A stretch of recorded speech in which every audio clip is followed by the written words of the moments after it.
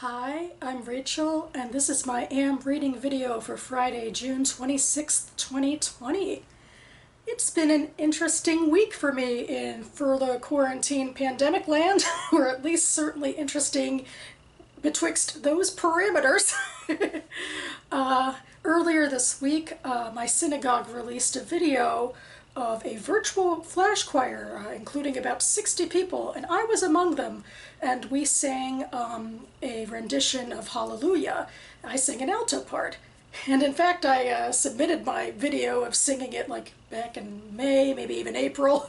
You know, who knows with time nowadays, but I'm just so thrilled to finally see it come together. I can't imagine the sound editing that went into it, you know, to meld all of those voices together. I mean, I think maybe normal people deserve those sort of sound editing awards, not just, you know, people in Hollywood. Anyway, it's been a rousing success, at least as I've been sharing it with family and friends on Facebook and such. They've been leaving lots of comments and really enjoying it, and it has a lot of views already. I'll link it down below. And in other news, I've been reading. What do you know? It's been kind of an iffy reading week for me, I guess, although I guess really it's only one thing that's been a little iffy, and it's this book, which I finished, Crossing to Safety by Wallace Stegner, and I just felt bad because I've just been hearing so much here and in other parts of my life about how great this book is, and I just kind of thought it was meh. It didn't really grab me. There's too much reminiscing. There's not enough, I guess, action. You know, am I being the millennial now? But there's not enough action to compel me. But I didn't necessarily like the pacing very much, where the first 200 pages were about the first year or so of the relationship between the Morgans and the Langs. And then we kind of get some random pages of, I don't know, they went to Italy together once, and then we get finally to Charity's deathbed. Oh, God. I'm going to be discussing this tomorrow with my mother, who I know really liked the book, and my aunt and other people of their generation, so I expect to be the odd voice out. I think I get what Stegner was trying to do, and I respect it. It was supposed to be a quiet novel. There's not supposed to be a lot of melodrama going into this. It's just about friends, adult friendships, and how people relate to one another without all of the bells and whistles, although there were bells and whistles. I mean, the protagonist, Larry's wife, got polio in the novel. And then there's the issue of Charity, the other wife in the group, and how she is the least likable character because she's really the most driven and in your face, really. I think Larry's kind of a close second, but I don't know. She has all of these ideals mostly for her husband and her children and her lifestyle and what she wants from all of it, and it can be overbearing, and I think a lot of the readers dislike her, and Larry kind of dislikes her too. But I appreciate that. I think Wallace Stegner made her more complicated than the evil witch of the West, I guess. Although part of it for me might just be defensiveness, like, oh God, of course we're ganging up on the woman, on, you know, the harridan. And it was also selfless too, in a way, what she was trying to do, you know, because it's not like she could have a career or anything like that. Although I think she was happy in her life. Although another pet peeve is, of course, women being happy in their lives, and middle-class white America in this age is being happy being mothers. But there's, like, almost nothing about parenting in this. Like, so many literary fiction novels talk about, well, you know, as an adult you're often a parent, but again, the kids are an idea. They're not really real. Nothing in this book is at all about real parenting, except perhaps for one or two Charity scenes. She actually is a parent. Oh, I don't know. But I guess I got to thinking, you know, could we just focus on Charity and Sid, and about Sid trying to find himself, about, like, what does he want out of his career and his writing when his wife and his academic life are, like, saying things to him that maybe he doesn't want to follow? I mean, that's intriguing enough without being too melodramatic, right? And Larry and Sally just weren't pulling their weight. I mean, Sally is so disappointing. Her only character trait is polio. That's all there is. It's so frustrating. I don't know. And then, of course, Larry is the quintessential struggling novelist of the day. Oh, I don't know. You know, this was Stegner's last book, and do you think it's possible that maybe people don't like this particular book as much as they like Stegner's whole career? And it's kind of like Margaret Atwood winning the Booker when it's not really for the Testament, it's more like about The Handmaid's Tale and everything else.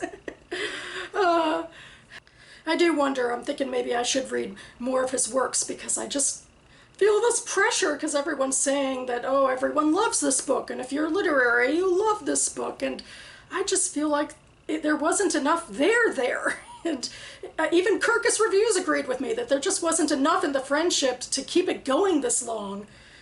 And if I could just have one more moment that's probably going to be too millennial for some people, but there's the whole issue of living meaningful lives. And in the beginning of the book, which is really the end of the book, Larry is moaning about the fact that we wanted to do real things with our lives. We wanted to contribute, but there's never really any sense of what that means. And I get it, like it's not going to be social justice. And in fact, you know, there's a line in here where he said, I don't think I'm equipped for that. But what does it mean? What does your meaningful life mean? And I mean, I think the answer to that is, you know, the strength of your friendships, but then why is he whining about it? Why isn't he understanding the strength of his friendships better? And good God, does he care about anything other than making allusions to Western canon and whining about charity and whining about having a polio-stricken wife? Oh boy, I feel like I'm in trouble now. I should back it off a little bit. Maybe I'll come back with an apology after the book club meeting tomorrow and the boomers will get me in line. But for now, you know, I don't think it's a bad book. I just don't think it's a great book. From there, we move into my left-hand turn lane. I've been doing these little segments in my June Friday Reads videos where I talk about a book that I read this week that I didn't preview last week. And this week, it's Jazz by Toni Morrison. I have been reading her works in order, in sequential order, her novels that is, for Toni Morrison 2020, which is a Voxer group started by Hannah at Hannah's Books. I'm a little bit ahead of the game, really, so that's, I guess, a little dicey in terms of conversation, but I had this time with the furlough and everything, and I just wanted to keep my momentum going, so this would be my June Toni Morrison read. This is also her first post-Beloved book. Talk about where do you go from here? And it's also a book by an author who never would have had the privilege to say that social justice and real issues wouldn't mean anything to her and her characters and the lives they have to live. Granted, this book was written in the 1990s, but it's very much taking place in the 1920s and beforehand. The present-day conflict of the book has to do with a young woman, Dorcas, who was killed by her older lover, seemingly in a fit of rage when she's trying to break it off. And then, to make matters even more dramatic, the older lover's wife comes to the funeral and tries to hack her, like in the coffin. And so suddenly, all of the dramatic violence is turned from her husband to her, and she's like the big pariah of the scene. But of course, this is Toni Morrison, so she doesn't want to just, you know, dish out tabloid news. She wants to, like, go into the history of who these people are and what they're looking for. And frankly, I think this story, I don't know, I found it a little more difficult to even keep track of who the people were and their backstories. I'm not quite sure why. But the major things I remember are, well, first and foremost are about how colorism and racial prejudice plays into everybody's lives, like in so many of other Morrison's novels. People with whiter or lighter skin, I should say, in the black community are treated differently than people with darker skin and are seen as more beautiful, even if they are or not or whatever. They're just seen that way and seen as more desirable. There's also issues of mixed race that comes into this, and you know, we're going back into the past, and a couple generations into the past of the 20s would be the slavery years. So one of the forebears of the story is a mixed race man who is the offspring of a slave, and a mistress of the plantation, and him having to deal with his ideas of his racial identity, because he's a very light-skinned man himself. Dorcas is the character who is most touched by white violence, by riots. Like, both of her parents were killed in a racist riot, and she goes to live with a strict aunt and is coming up in Harlem in the Jazz Age, and you can just, there's beautiful passages that are just so nuanced, but just wonderfully written, and not that talk about her trying to assert herself with her clothing and her music, and her aunt thinks jazz is basically the devil's music, that sort of thing. And then her lover and his wife, Joe and Violet, their family stories are much more about community drama, it seems like. And so that's a lot of the backstory we get. We also get reference to the northern migration of black people moving out of the country and in rural areas and moving to northern cities like New York, which they just refer to as the city. And the city itself is like a character in the book about something it seems like Morrison is saying can change people. I'm not sure that's necessarily fair. It's not like there isn't violence in other places, and there isn't lust and adultery and so forth in other places. And another thing I kind of struggled with was how Dorcas was treated as a character, because she was reviled by almost everybody. I mean, she was like the most direct victim of the present-day storyline. She was killed simply for wanting to leave her married lover and go in a new direction. And sure, it's so true that what Morrison does with all of her characters is give them so much dimension that you can't see Dorcas as an angel. But does that mean like she's the beast? Even though all these people, including people directly involved in her murder, can denigrate her sometimes. But as the story went on, I came to respect more, like, obviously the law isn't going to get involved in this, and insofar as white men and police are talked about at all, it's a relatively similar conversation to how they've been talked about today. So that's not the issue, but how do we get past this this trauma, this tragedy of this young girl who was killed? And it does seem like ultimately, especially by the end of the story, characters get together within the community and they talk about their desires for their lives, and they even talk about remorse, and they even see Dorcas in a better way. And I just got this sense of true redemption of a community actually genuinely coming to terms with who they are and what they've done, in a way with such trust, I think, because they're so similar. They all come from such similar places. I mean, I think even of some cultures where victims and perpetrators come together in a more intimate setting than I'm used to in the U.S. Justice system. So there's that. I mean, by the end of it, the characters and the writing was just so emotionally resonant that I couldn't like get too mad at the story, although I still feel kind of bad for Dorcas. And the final thing I just have to say is that Jazz is a character. I mean, by the end of it, I mean, there's always characters who slip into first person sometimes. Like, sometimes they're third person, but then sometimes they tell their stories in first person.